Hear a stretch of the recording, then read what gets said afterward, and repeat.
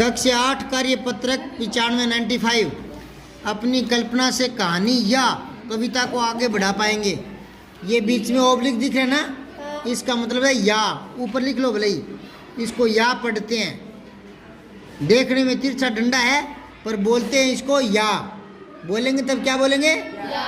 ऐसे बोलेंगे, अपनी कल्पना से कहानी या कविता को आगे बढ़ा पाएंगे, या बोलेंगे। ठीक है, तो फिर आ गई एक, पीछे भी आई थी ऐसे कविता। एक आई थी कहानी बनाओ, एक आई थी कविता लिखो। तो हम कोई कवि थोड़े ही हैं, हम कविता कैसे लिख देंगे? पर चलो प्रयास करते हैं तुक जोड़ने का। तो पढ़ो इसको, आइए कविता को पूरी करते हैं। डाल पर उल्टे लटके बच्चे, तोड़ रहे हैं आम वो कच्चे।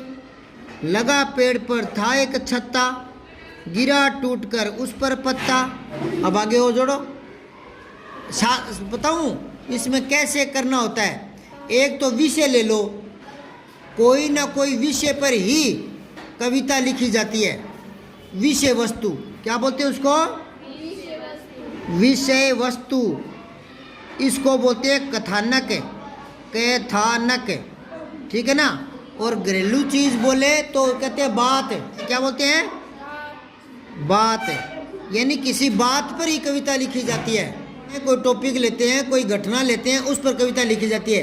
तो एक तो वो बात चलती रहनी चाहिए कविता लिखते समय, बात का क्रम चलना चाहिए। क्या क्रम चलते रहना चाहिए, ये कविता लिखने की पहली बात है, समझ गए। दूसरी, लास्ट में तुक मिलना चाहिए, तुक। ठीक है ना, तुकांत होनी चाहिए। और तीसरी निशानी है सरल शब्द होने चाहिए, मधुर शब्द। मधुर शब्द किसको बोलते हैं? कैसे मैं तक, टे ठे डे वो नहीं होने चाहिए, कम होने चाहिए, है ना। तो ये कुछ कविता की निशानी है। लय मिलनी चाहिए, शब्दों का क्रम आगे पीछे करके लय बनानी चाहिए, ये कविता की निशानी है। अब ये सारी बातें देखते हुए पहले तो आप बात को पकड़ो, किस बात पर कविता लिखनी है। बात पकड़ो, क्या है? डाल पर उल्टे लटके बच्चे, तोड़ रहे हैं आम वो कच्चे। लगा पेड़ पर था एक छत्ता, गिरा टूटकर उस पर पत्ता। तो क्या कहानी चल रही है कि कोई बच्चे हैं, आम के पेड़ पर चढ़े हुए हैं और कच्चे कच्चे आम तोड़ रहे हैं। वहीं कोई मक्खियों का छत्ता, मधुमक्खी का लगा हुआ है और उन पर कोई पत्ता गिर गया। अब इस कहानी को आगे बढ़ा लो। पत्ता गिर गया तो मधुमक्खी उड़ेंगी ना, और उड़ेंगी तो बच्चों को काटेंगी ना, काटेंगी तो बच्चे चिल्लाएंगे ना, चिल्ला के नीचे उतर कर भागेंगे ना। तो ये कहानी बन गई, चलने दो। अब इसमें क्या करना है? तुक मिलाना है। तो अगली लाइन क्या बनाएंगे? देखो, गिरा टूटकर उस पर पत्ता।